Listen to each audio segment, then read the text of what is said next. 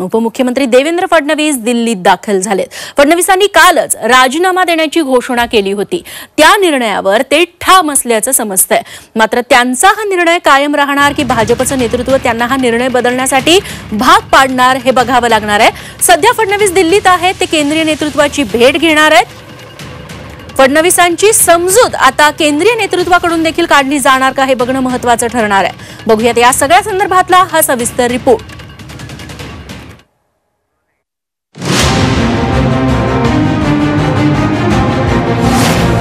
फडणवीस राजीनाम्यावर ठाम।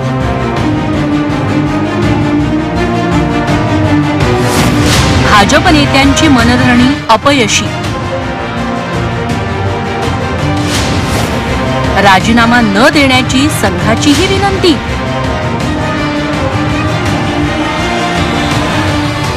देवेंद्र फडणवीस आपल्या राजीनाम्यावर ठाम असल्याचं समजतंय। भाजप नेत्यांकडून फडणवीसांची मनधरणी करण्याचे प्रयत्न सुरू झाले, मात्र त्यात त्यांना यश आलं नाही।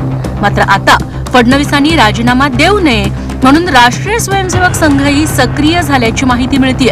उपमुख्यमंत्री देवेंद्र फडणवीस आणि संघाच्या वरिष्ठ पदाधिकाऱ्यांची फडणवीसांच्या नागपुरातल्या घरी सुमारे 2 तास चर्चा झाली।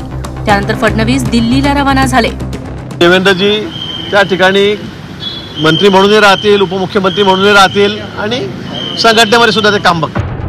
लोकसभा निवडणुकीतल्या भाजपच्या कामगिरीवर फडणवीस नाराज आहेत। राज्य सरकारमधून बाहेर पडत विधानसभेसाठी सक्रिय होण्याचे संकेत त्यांनी दिले। राज्य पिंजून काढण्यासाठी आपल्याला जबाबदारीतून मोकळं करावं अशी विनंती फडणवीसांनी केली आहे। मात्र यात फडणवीसांचा वेगळाच डाव असल्याचा आरोप विरोधक करतायत। देवेंद्र फडणवीसांना सरकार आपलं येणार नाही, त्यामुळं पक्ष आपल्या हातात राहावा याकरता त्यांना चंद्रशेखर बावनकुळेंनाच बाजूला करायचं आहे आणि पक्षाचं अध्यक्षपद आपल्या ताब्यात ठेवायचं आहे। असे एका दगडामध्ये 2 पक्षी मारायचे आहेत। त्यामुळं देवेंद्र फडणवीस हे नैतिक जबाबदारीच्या गप्पा मारत असले तरी सुद्धा ते पक्ष आपल्या ताब्यात ठेवण्याकरता म्हणून ही चाल खेळतायत। फडणवीस आता पंतप्रधान नरेंद्र मोदी आणि अमित शहा यांच्यासोबत चर्चा करणार आहेत। राजीनामा देण्यावर फडणवीस ठाम असल्यानं आता दिल्लीत यावर काय निर्णय होतो हे पाहणं महत्त्वाचं ठरणार आहे। अमर काणेसह ब्युरो रिपोर्ट झी 24 तास, नागपूर।